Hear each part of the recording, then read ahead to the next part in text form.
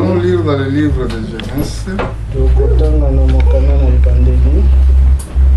Je crois au chapitre 2. Genèse 2. Nous allons lire verset 9. Genèse 2, 9.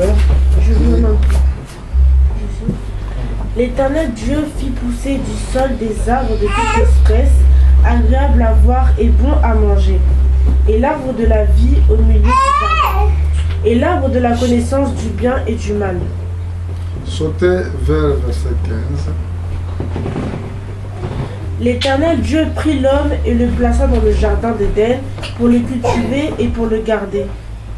L'Éternel Dieu donna cet ordre à l'homme: tu pourras manger de tous les arbres du jardin, mais tu ne mangeras pas l'arbre de la connaissance du bien et du mal, car le jour où tu le mangeras, tu mourras.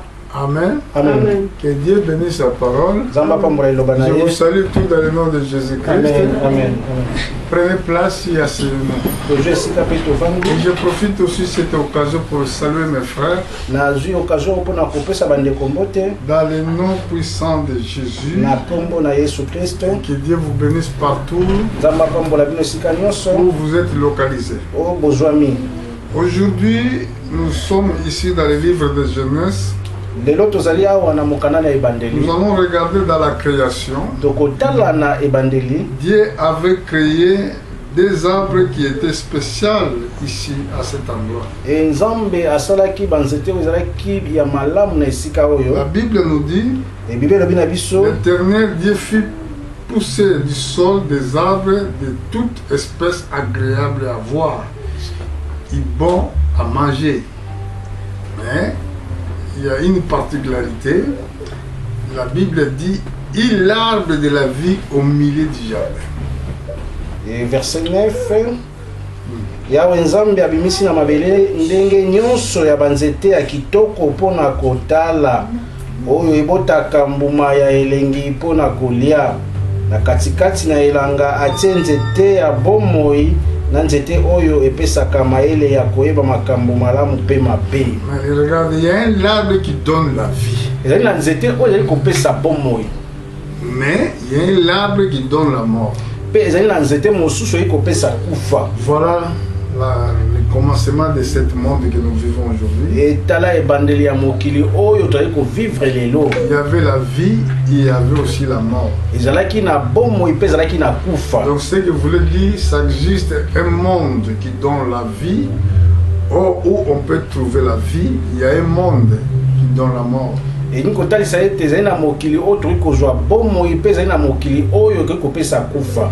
pendant que nous sommes sur la terre, c'est nous que nous devons choisir. Dieu ne t'obligera pas. Dieu ne te forcera pas.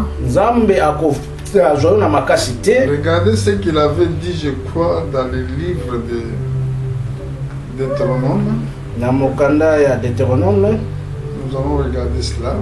Deutéronome, je crois, chapitre 30. Deutéronome 30. Regardez rapidement au verset 15. Deutéronome 30, 15. Vois, je mets aujourd'hui devant toi la vie et le bien, la mort et le mal. Et 16.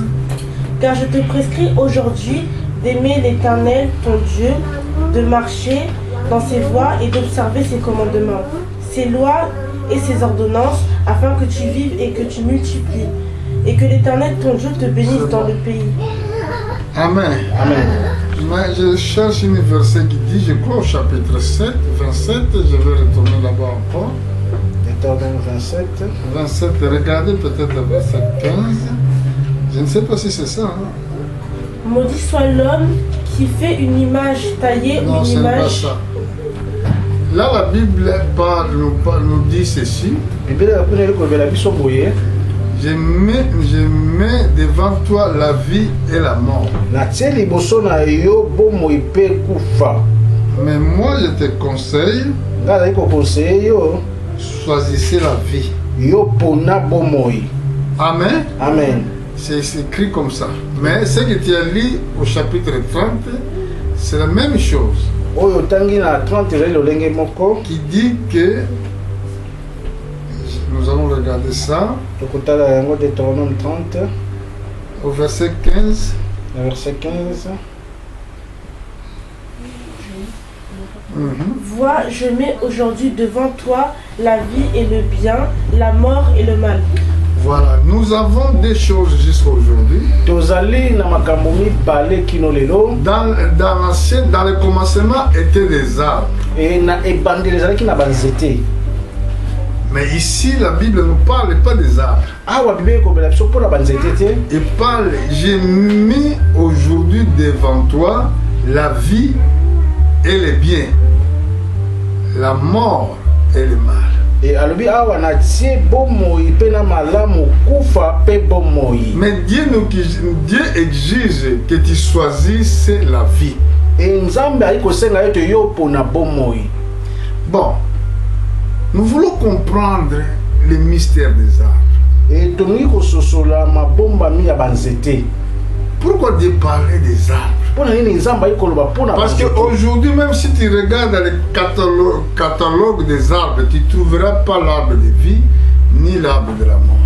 Et le oyo soko tali na tina oyo etali banzete okomona te nzete ya bomo ipe nzete ya kufa. Beaucoup de gens demandaient, mais quel fruit que Adam et Ève lui ont mangé?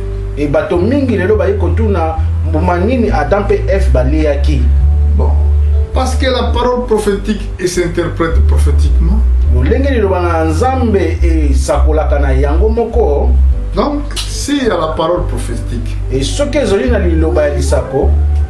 cette parole prophétique, ça s'interprète en elle-même. Nous allons aller chercher où la Bible parle aussi pour les arbres. Je suis dans le livre de Matthieu au chapitre 12. Si je veux monter jusqu'au verset 33, je crois. Matthieu 12, 33. Ou dites que l'arbre est bon et que son fruit est bon, ou dites que l'arbre est mauvais et que son fruit est mauvais, car on connaît l'arbre par le fruit. Amen. Amen. Donc là, on parle de bons arbres et mauvais arbres. On dit que l'arbre est bon et que son fruit est bon. On dit que l'arbre est mauvais et que son fruit est mauvais. Car on connaît l'arbre par les fruits. Beaucoup de gens ils veulent connaître les gens comme ça. Mais lui là, est-ce que tu te connais ton cœur? Tu ne peux pas connaître le cœur de quelqu'un.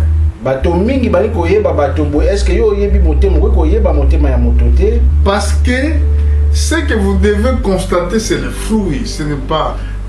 tu dois connaître ce qui est dans son cœur. Les fruits identifient ce qui est dans le cœur de l'homme. Si il porte de bons fruits, ça veut dire c'est un bon arbre. Et ce qui est comme il porte de mauvais fruits, ça veut dire c'est mauvais l'arbre. Et ce qui est comme dans leurs fruits, dans ces fruits que nous reconnaissons l'arbre. Mais regardez tout de suite, Jésus parlait au verset 34. Il dit quoi? Race de vipères, comment pourrez-vous dire de bonnes choses, méchants comme vous êtes? Car c'est l'abondance du cœur que la bouche parle.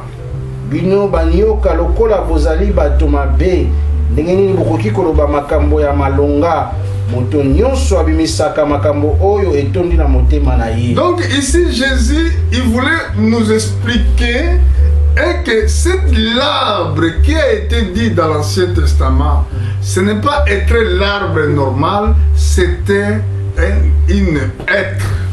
Et awa nkolo yesu ali kotalisa biso ete nzete oyo elobamaki na buku na kala ezali nzete te kesi ezali moto.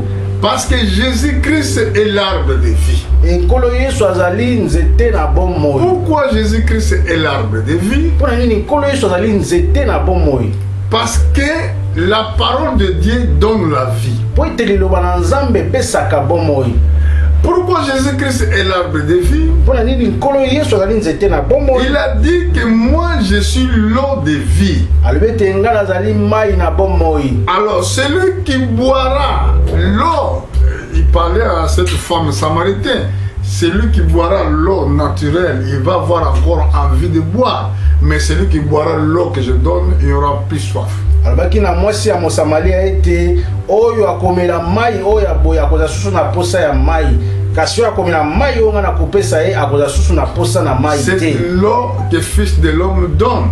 Et mai oyo mwana na moto ayi kopesa. C'est l'eau vive. Ezali mai oyo azali kopesa po moi. C'est la parole de Dieu. La parole de Dieu, c'est ça, l'eau de vie. La parole de Dieu, c'est le pain de vie. La parole de Dieu, c'est l'arbre de vie. Ça sert à rien d'aller chercher dans les catalogues des arbres. Crois seulement la parole de Dieu, tu auras la vie.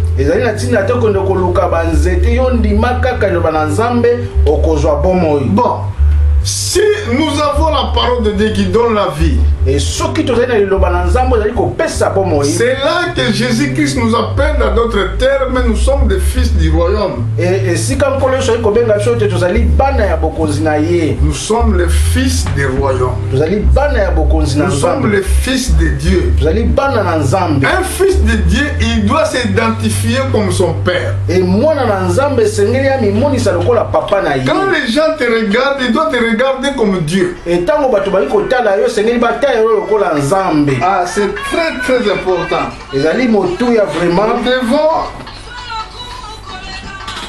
Vous devez connaître Dieu. Vous devez connaître la volonté de Dieu. Vous devez connaître que Dieu nous appelle. Et nous devons connaître que nous servons Dieu. C'est Dieu-là, celui qui nous a choisis avant la fondation du monde. C'est Dieu-là qui nous a appelés. Il nous a préparés pour avoir cette histoire.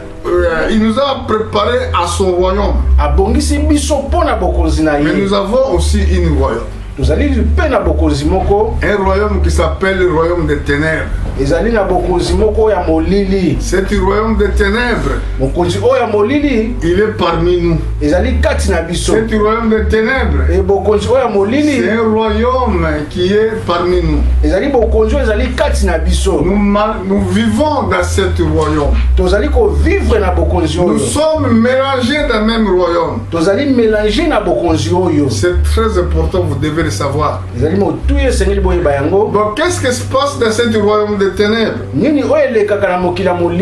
Dans ce royaume des ténèbres, oui, chaque nuit, ceux qui sont concernés, les peuples qui sont concernés dans ce royaume, ils vont se réunir. Quand ils vont se réunir, ils vont dire, ils vont faire leur plan. Bon, souvent, leur pensée que leur comportement qui se passe dans ce monde, qu'il soit aussi sur la terre. Et comme nous, le pensée de Dieu est que sa pensée soit aussi notre pensée. Donc toi, enfant de Dieu, toi, fils de Dieu, tu dois être identique comme ton père. Je crois que c'est l'apôtre Jean qui avait dit, si nous disons que nous sommes ensemble avec lui, nous devons marcher comme lui avait marché. C'est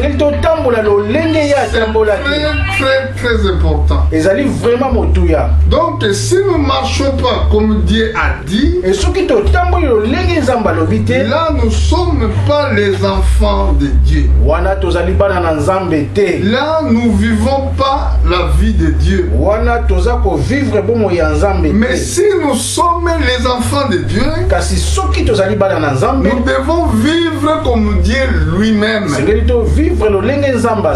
pour cela que Jésus nous a dit, soyez parfaits comme votre Père dans les cieux est parfait. Toi, tu es un homme. Mais Dieu exige à tous ses enfants, il doit être identique comme lui. C'est comme ça, ça se passe aussi dans ce monde. Le monde des ténèbres, ils veulent que nous soyons aussi identiques comme eux. Amen. Amen. C'est très important ça. Ils vont vouloir que leur marche il soit aussi notre. Leur façon de parler il soit aussi notre façon de parler. Parce que dès le commencement, il y avait des arbres. Ça veut dire il y avait monde de Dieu et monde satanique. Vouloir comme nous sommes accompagnés avec ces deux mondes-là. Le monde satanique, si la terre, ses enfants, ils se réunissent chaque nuit. Il écoute les instructions. Et après, il ramène les instructions sur la terre. Il force les humains qu'ils marchent selon leur vie. Est-ce que vous comprenez? Est-ce que vous me suivez? Je sais que Satan nous a visités. Il a vu ce que je voulais dire. Il sait ce que je veux prêcher. Vous savez, Satan, il est esprit aussi. Vous ne pouvez pas le voir dans les yeux. Il est un esprit puissant. C'était ange. Lui était le chérubin qui vivait à côté de Dieu. Il était porté de lumière. C'était ange qui conduisait les louanges. Et c'est pour ça qu'on l'appelle Lucifer. Lucifer, ça veut dire porteur de lumière. C'est un bon nom. Il était à côté de Dieu.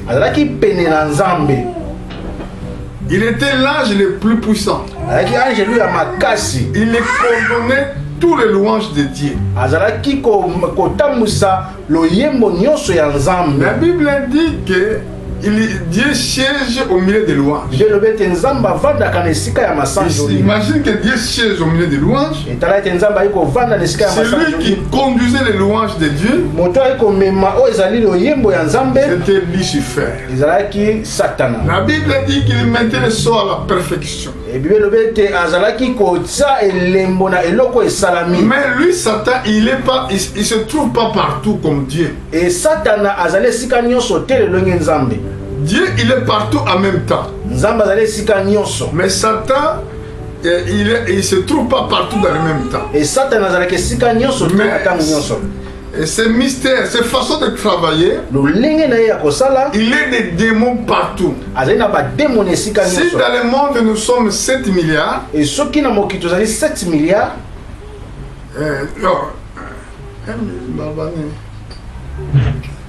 milliards, non. Surtout 1 milliard. Hein? 7 milliards. Tu as 7 milliards dans mon kilo. Oui. Multiplier ça fois 7, ça nous donne combien? 7 fois 7, 49. Donc nous avons 49 milliards de démons. Nous avons 49 milliards de démoniaques.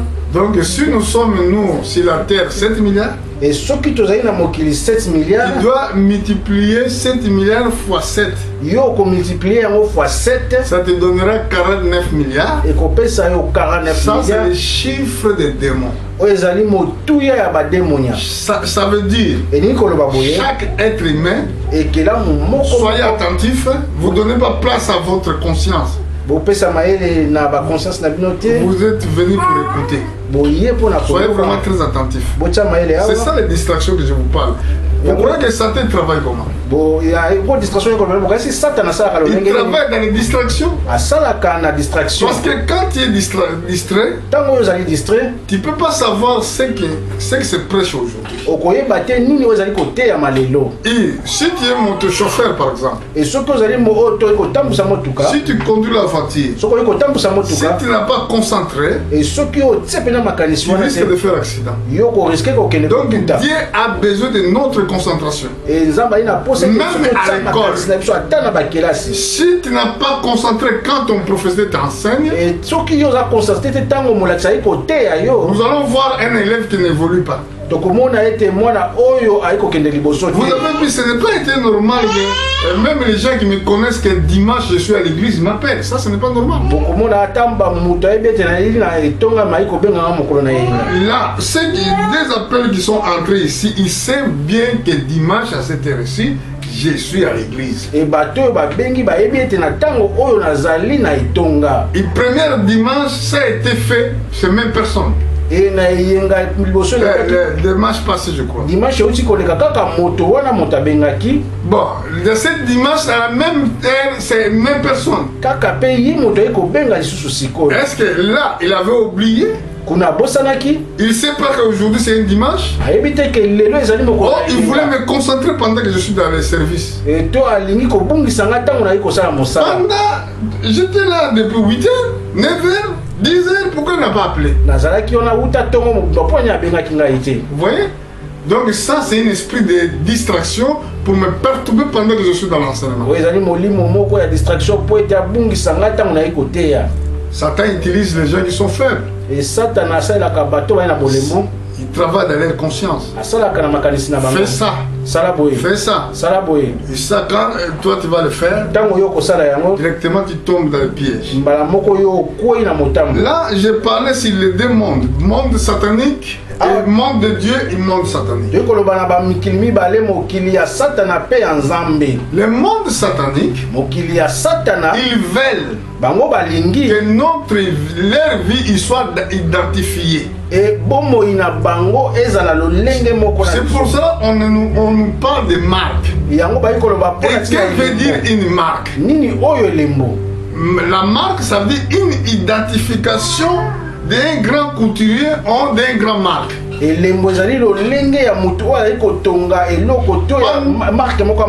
il va créer son marque, pendant que les gens ils sont en train de s'habiller de cette marque là, lui il est content. Mais même si les humains ils le font, mais comment Satan il ne peut pas le faire? Et c'est pour cela toutes les choses que vous voyez sur ce monde là, l'administration, l'administration,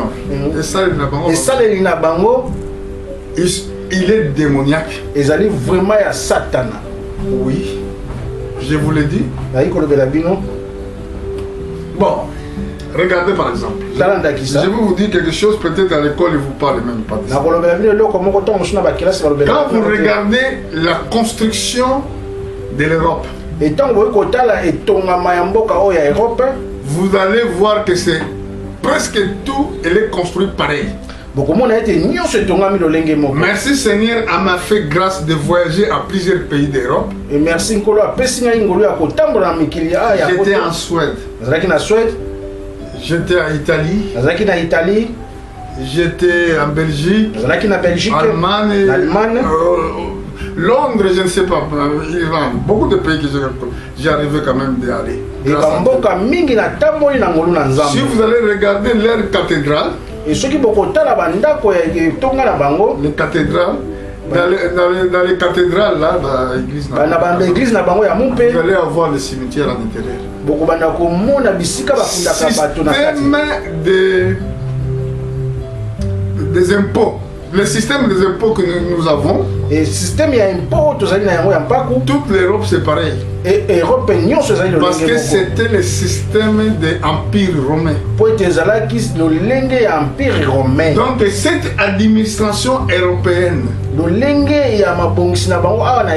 c'est l'administration de l'Empire romain. Cette administration, ça a commencé quand? Si je me trompe pas, c'était à l'an 63 avant même de naissance de notre Seigneur Jésus-Christ. Jusqu'à aujourd'hui, et toute construction que nous avons en Afrique, c'est construction européenne. Vous cherchez la marque de la bête, vous le cherchez où? Voilà les signes des marques déjà. Ils vous posent leur vie, leur modèle. Et vous avez marque ya nyama bokomona yango lolenge nini yango na si baye kotalisa baye ko poser biso lolenge na bango ya bomo. Ils vous posent leur langue. Baye ko imposer bino lolenge na bango ya koloba. Parce que si merci Seigneur je parle français aujourd'hui, merci Seigneur. Donc comme ils ont pas na kona koloba monoko na lopoto. Mais dans nos pays là, na bamboka na biso, nous avons des langues que mes ancêtres parlent. Et mais ces langues-là, ce n'est pas des langues officielles aujourd'hui. Si tu parles en Angola, tu peux trouver qu'il y a plus de 18 ou 20 langues qui se parlent là-bas. Et ce que en Angola, comme on a été 18 ou 20 langues, langue officielle c'est portugais. Si tu vas au Congo, il y a plusieurs langues. Mais la langue officielle c'est français. Nous sommes dominés même avec des langues. Mais si nous sommes dominés même dans les langues, ce que voulait dire notre identité, ça dépend plus de nous. Et la Bible nous dit, soyez parfaits comme votre Père dans les cieux est parfait. Ici, Dieu est notre Père. Il nous exige de marcher comme lui. Comme apôtre Jean nous a dit, si nous disons que nous sommes ensemble avec Jésus-Christ, nous devons marcher comme lui. Ça veut dire, donc nous, les gens quand ils vont te regarder, il faut qu'ils voient la nature de l'enfant de Dieu. Si tu es pasteur, quand tu prêches, les gens doivent voir que Jésus-Christ qui parle à cet homme de Dieu là. Parce que le monde actuel, ils veulent aussi, là je parle du monde des ténèbres, ils veulent aussi leur caractère, leur façon d'accoudrement, leur façon de vivre, qu'il soit aussi notre façon. Il y a des autres qui vont être condamnés en enfer. Ils seront condamnés en enfer pour avoir adopté d'autres façons de vivre. Les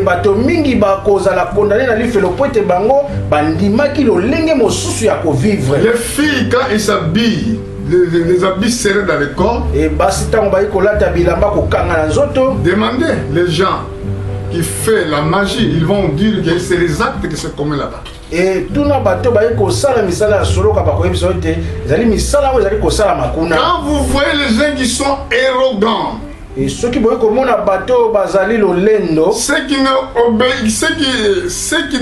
pas à Dieu, c'est le monde là qui explique des choses comme ça. Regardez par exemple. Je vais vous donner rapidement cette référence. Je suis dans le livre de Jean, chapitre 1, 1 Jean, chapitre 2.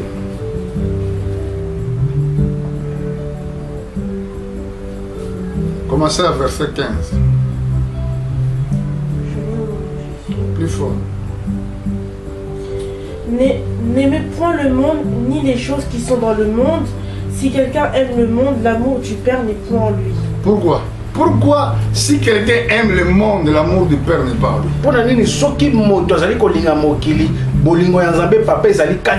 Quel est cet amour que la Bible parle? Parce que la Bible nous dit que Dieu est amour. Si Dieu est amour, si la Bible dit que celui qui aime le monde, l'amour du Père n'est pas en lui, ça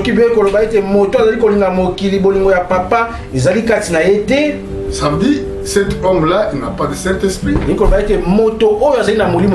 Pourquoi? Pourquoi?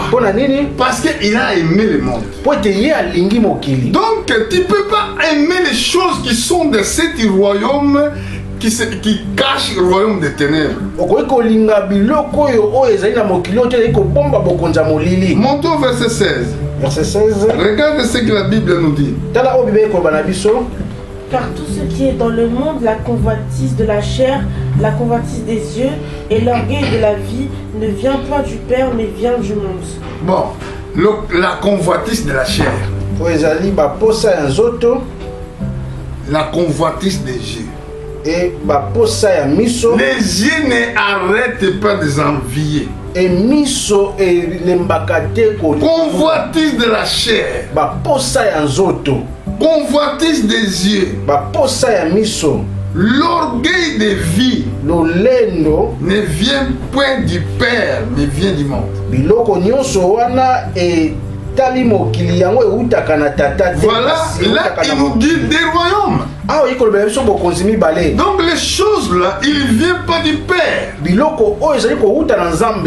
Bible nous dit soyez parfaits comme votre Père dans les cieux est parfait. Ici la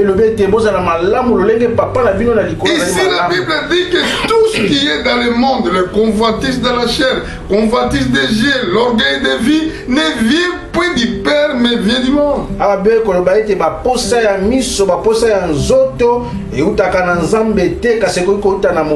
Et le monde passe, il passe.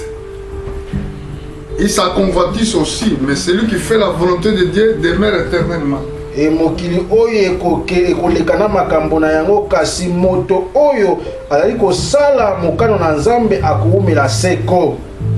Donc c'est ça le problème. Nous avons un des royaumes sur la terre. Dans l'Ancien Testament était identifié comme des arbres. Il y avait l'arbre de vie et l'arbre de la mort, l'arbre de science. Aujourd'hui la parole de Dieu est prêchée afin de te sauver la vie.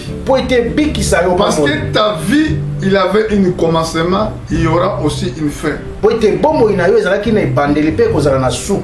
Est-ce que vous comprenez? Vous avez une vie qui est limitée. Je voulais voir quelque chose qui est vraiment très important. Il faut que vous sachiez que nous sommes les ambassadeurs. Nous sommes là pour vous ramener à Dieu.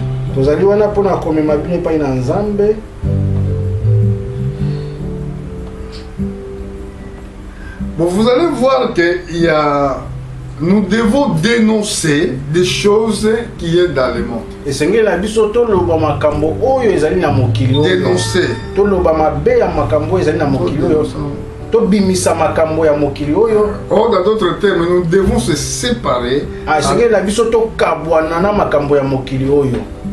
Je vais aller trouver pourquoi nous devons se séparer avec ces choses-là. Parce que aux croyants, c'est une lutte quotidienne. Nous sommes dans le livre d'Éphésiens au chapitre 11, verset 12. Éphésiens chapitre 6, verset 11. 12.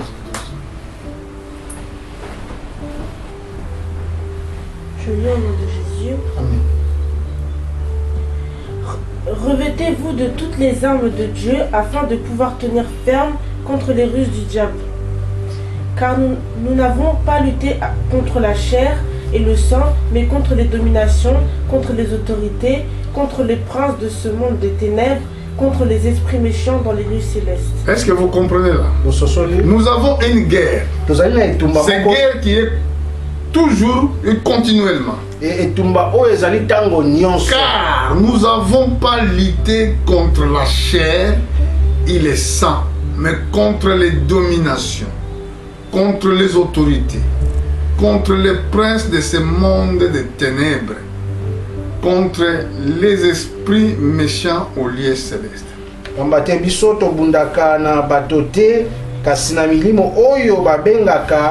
Bakonzi ya likolo na se nzokande yango ezali kaka bakonzi ya mokili oyo ya molili tubundaka na milimo mabe oyo etambolaka bipai nyonso lokola mipepe.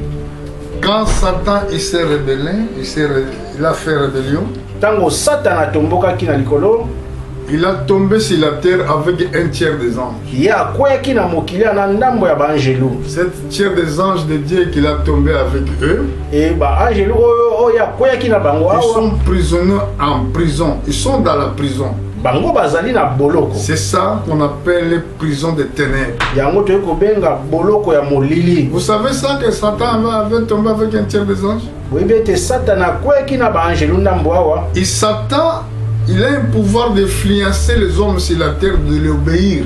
Et Satan azali na bokonzi ya ko influencer bato bato saye.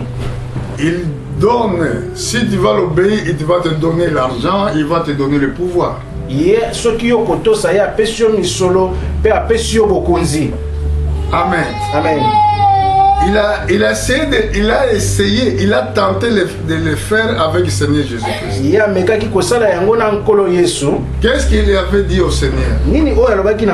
Il a dit que si tu vas prosterner sur moi,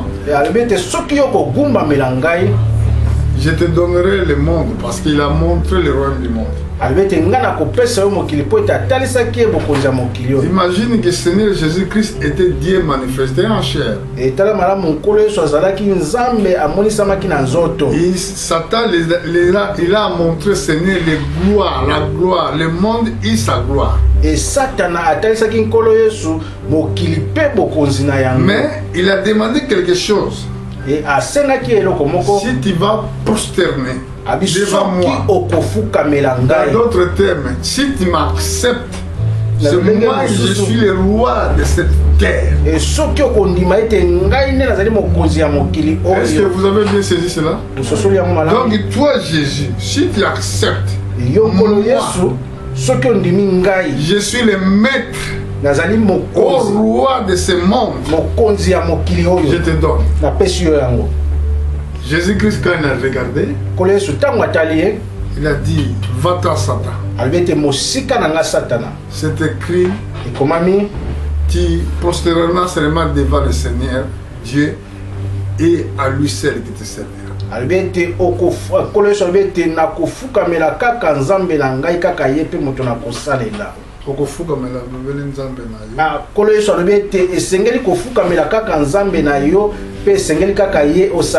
Amen. Amen. Là, c'est la réponse que le Seigneur a donnée. Donc,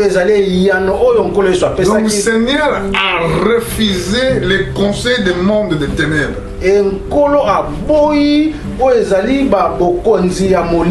Beaucoup de pasteurs aujourd'hui, beaucoup de voyants aujourd'hui, pour raison d'avoir beaucoup de l'argent, pour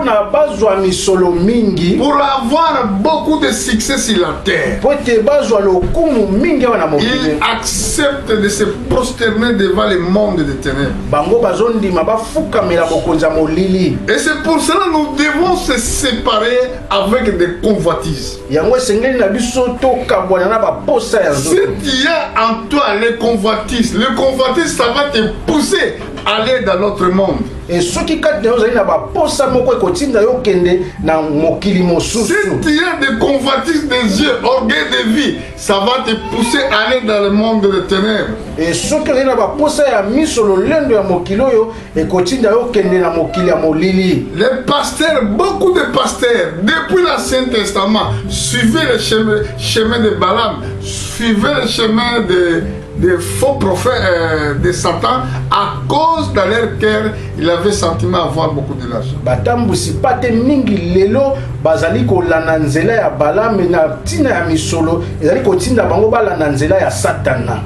Amen. Amen. Premièrement, tu dois vraiment être un enfant de Dieu pour refuser toutes les offres de Satan devant te présenter. Ya liboso sengelo zala pena mwana na nzambe pote yo boya ezali biloko nyoso Satana azali ko. Il a présenté ses offres devant le Seigneur, mais le Seigneur, comme elle était Dieu manifesté en chair, il a dit, loin de moi Satan. Et atalisaki biloko nyonso epai na nkolo Yesu kasi lolenge nkolo Yesu azalaki nzambe kati na moto yalobaki ete mosika na ngai Satana. Aujourd'hui, est-ce que quel esprit qui anime ton cœur? C'est l'orgueil, c'est convoitise de la chair, convoitise de Dieu, c'est ça qui anime ton cœur? Mokolo na lelo nini oyo ezali kotambusa yo ezali baposa ya miso to baposa ya nzoto. Amen. Amen. Nous allons voir ce qui était passé dans le Saint Testament. Dieu avait prophétisé à cause de ça. Vous n'oubliez pas, on parle du monde des ténèbres. Je ne sais pas si j'aurai le temps. Aujourd'hui, si je parle du monde des ténèbres, et je crois semaine prochaine, on va parler du monde des lumières. Et le ce qui n'a pas mokila molili pour ce koya to koloba pona mokili oyo ya mpole. Nous sommes dans le Michée chapitre 3. Michée 3. Au verset 5. Michée 3, 5. Tu vas lire jusqu'à 8. Après tu fais une virgule. Tu montes 10 à 11. Michée 3, 5. Ainsi parle l'Éternel sur les prophètes qui égarent mon peuple, qui annoncent la paix si leurs dents ont quelque chose à mordre, et qui publient la guerre si on leur met rien dans la bouche. Verset 8. 6. À cause de cela, vous aurez la nuit et plus de visions. Vous aurez les ténèbres et plus d'oracles. Le soleil se couchera sur ces prophètes, le jour s'obscurera sur eux. Les voyants seront confus, les devins rougiront, tous ceux qui couvriront la barbe, car Dieu ne répondra pas. Mais moi, je suis rempli de force de l'Esprit de l'Éternel, je suis rempli de justice et de vigueur pour faire connaître à Jacob son crime et à Israël son péché. 10, 11. Vous qui bâtissez Sion avec le sang et Jérusalem avec l'iniquité, ces chefs jugent pour des présents, des sacrificateurs enseignent pour un salaire et ces prophètes prédisent pour de l'argent. Ils osent s'appuyer sur l'Éternel, ils disent l'Éternel n'est-il pas au milieu de nous et le malheur ne nous attendra pas. Amen. Amen. Ici, Dieu avait envoyé son prophète Michée. Maintenant, Dieu a commencé à révéler ce qui était dans le cœur des prophètes. Il a dit ici, ainsi parle l'Éternel sur les prophètes qui égarent mon peuple. Qui annonce la paix si leurs dents ont quelque chose à mordre et qui publie la guerre si on ne leur met rien dans la bouche. Soki bafuti bino malamu bolobaka tete makambo nyonso ekotambola malamu kasi soki bapesi bino eloko moko te bolobaka te Yawe akotindela bato na ye bitumba. Donc ces hommes-là, ils parlaient pas la vérité, ils prêchaient pas la vérité, ils mentaient le peuple de Dieu. Et bato bazali koloba bosolo te bazali kokosa libota na Nzambe. La Bible dit, à cause de cela, vous aurez la nuit. Yango wana pona tina na yango bokozala na butu. Il plus de vision. Na komonisa bino lisusu te makambo lokola na bandoto. Vous aurez les ténèbres. Bokoyeba lisusu makambo te. Et plus oracle. Le soleil se couchera sur ce prophète, les jours obscurcira sur eux. Bokoyeba lisusu makambo te ekozala lokola tango moyi elalaka butu makasi ekokitela bino bokofanda na molili bokozala komona lisusu ata eloko moko te. Pourquoi tout ça? Pour raison qu'ils ont abandonné les chemins de la vérité pour suivre l'argent. Les voyants seront confus. Les divins rougiront, tous se couvriront la barbe, car Dieu ne répond pas. Bato nyonso bayebaka makambo ekoya bakozipa bilongi pona soni pamba te nzambe akopesa bango lisusu ya note. Pourquoi? Pona nini? Parce qu'ils ont suivi les mauvais chemins. Pote bango balani nzela ya mabe. Un homme de Dieu, il doit protéger son ministère. Et moto na nzambe sengeli abatela oyo ezali mosala nzambe apesi. Le peuple de Dieu, il doit conserver leur vocation. Et libota na nzambe sengeli basimba malamu ezali mosala nzambe apesi. Parce que pendant que nous avons ces deux royaumes sur la terre, il y aura toujours la guerre. Et tango tozali na bokonzi oyo mibale na mokili etumbe kozalaka kaka. Mais moi, je suis rempli de la force. De l'esprit de l'Éternel. Je suis rempli de la justice et de vigueur. Pour faire connaître à Jacob son crime et à Israël son péché. Ici,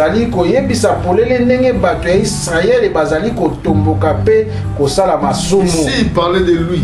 Il avait l'esprit de Dieu. Il avait rempli avec la force. Il remplit avec la justice. Ça veut dire quelqu'un qui marchait avec Dieu. Il a dit au verset 10 que vous baptisez, vous qui baptisez sont avec les sangs. Et Jérusalem avec l'iniquité. Beaucoup baptisent l'église de Dieu avec le sang. Ils baptisent les assemblées avec les iniquités. Ces chefs jugent pour présent. Ces sacrificateurs enseignent pour les salaires.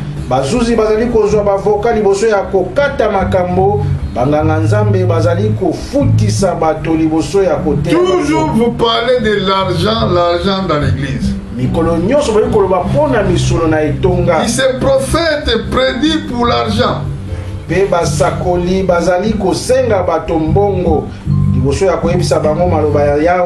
vous appuient sur l'Éternel. Ils disent Éternel, n'est-il pas au milieu de nous? Le malheur ne nous atteint pas. Voilà ce prophète-là. Il a amené cet caractère d'intimider les chrétiens. Je veux dire que le malheur ne revient pas sur nous une fois qu'ils disent pas la vérité. C'est pour cela, vous, peuple de Dieu, vous devez connaître votre vocation. Vous devez connaître qui vous appelle. Parce que ce que vous voyez sur la terre, ce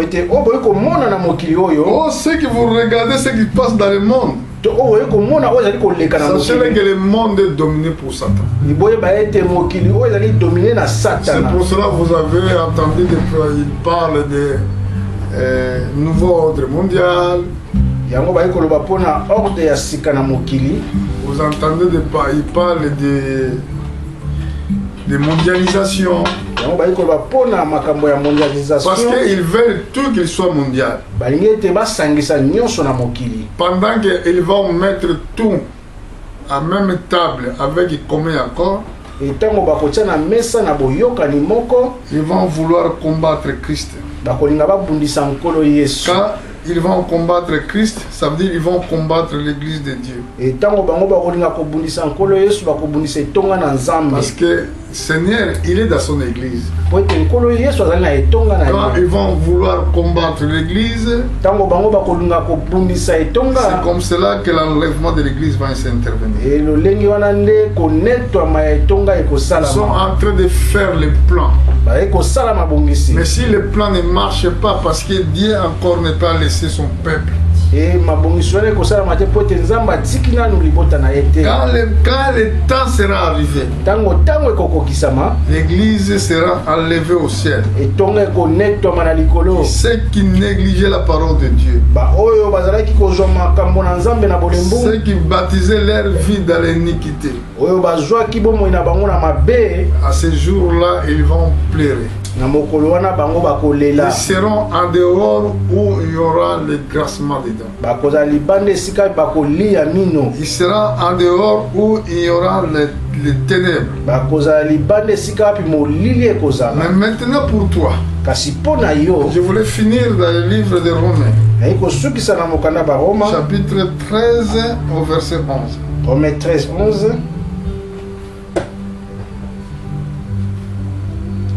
Romains 13, verset 11.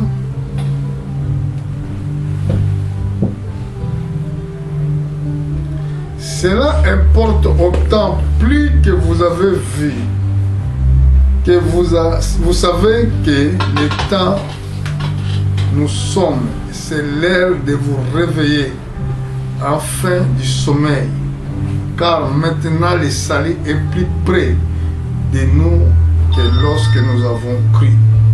boyebi te ntango oyo ezali na ntina mpenza ngonga ya kolamuka na pongi esi ekoki pamba te mokolo nzambe akobikisa biso ekomi sikoyo penepene koleka ntango oyo tobandaki kondima. La nuit est avancée, etikali moke butu esila les jours approchent. mpe ntongo etana. Dépouillons-nous donc de l'œuvre des œuvres des ténèbres.